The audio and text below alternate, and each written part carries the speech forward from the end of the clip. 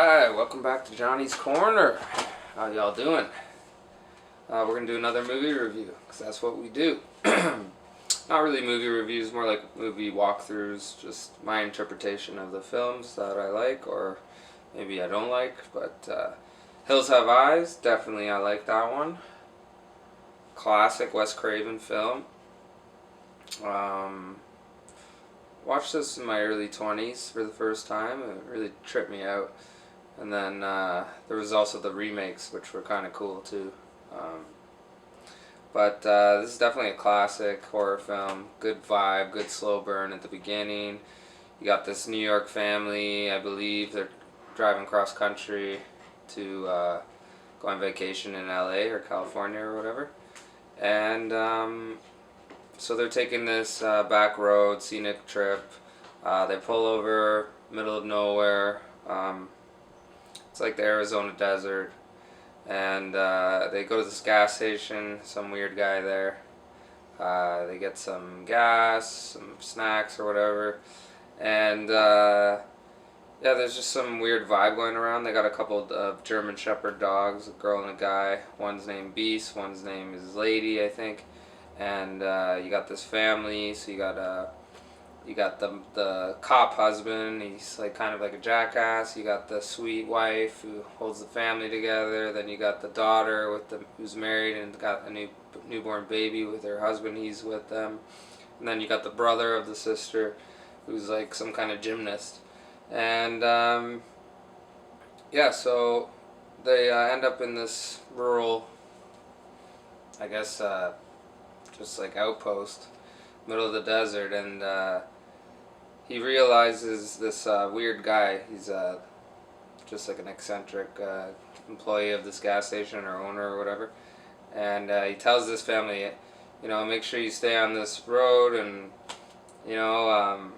don't go snooping around, no airfields, or looking for lost canyons, don't be looking around.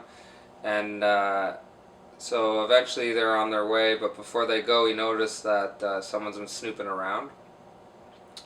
So he decides, oh, you know what? There is this shortcut you can take. So literally, we find out later this guy has been allowing some bad atrocities happen on this road, and he's been benefiting from money, and apparently he's kin to some weird people living in these hills. So these hills have some eyes. There's some eyes around the whole film. You feel someone watching you.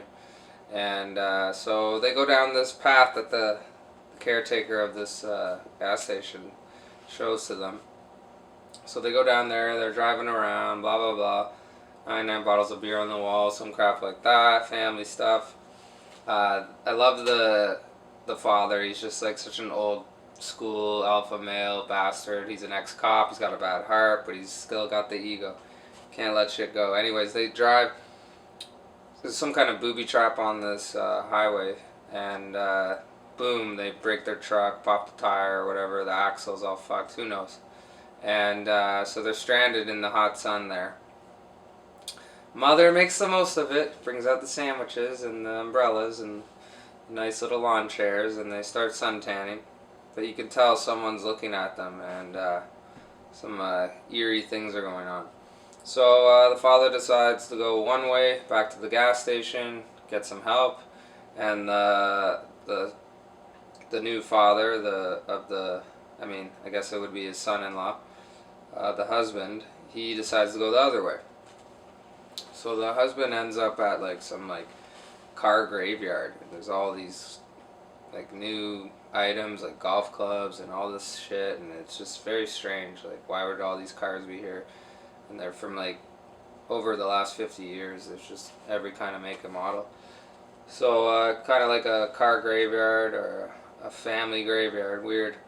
So he grabs a couple things, brings it back, and then the other part is the father. He's all the way up at this gas station again, and at this time it's now dark out, and there's some suspicious sounds around, and he ends up there. He shows up, and the guy's about to blow his head off. So there's that scene, and we find out that we're not alone out there. So there's some weird sounds, Daddy, and it's freaking out the father. I mean the old father, the cop. So he's getting a little worried. I think he starts shooting his gun off. He's getting chased, and eventually they capture him. So there's some weird goblin type people running around. They look like cavemen or something. You can't really get a good look at them. But eventually, I forgot to mention that one of the dogs was murdered, and the kid kind of like lost his mind a bit. Went and had a nap. Didn't tell anyone. Didn't want to scare anyone. And so there's some sinister shit going on. The other dog, Beast, eventually runs away. I won't tell you the big climactic scene, but yeah, there's a little bit of burning of human. There's a little bit of mutant rape. I think in the remake it was a lot more over the top. Like, I'm pretty sure people walked out of the theater, but this one, Wes Craven kind of had a style about it, and it was really disturbing, but compared to movies these days, it's nothing. And so it's kind of like a revenge tale. Some people die of the family, some people get traumatized, and eventually the baby goes missing. So it's all ends up being like fight for survival and trying to get his baby back. So the young husband, wants to get his baby back. So some good scenes, good climactic scenes over and over, and really really well filmed, I thought, and eerie music, and just wicked movie. The Hills Have Eyes. Like, definitely, if you're into the horror genre, you gotta see this movie, and definitely a good collector's piece for anyone out there who collects. Hills Have Eyes. And don't forget, this is Rattlesnake County. There's a good rattlesnake thing at the end. Alright. Thanks for checking in. That was The Hills Have Eyes. And we'll do some more very soon. Talk to you soon. Johnny's Corner.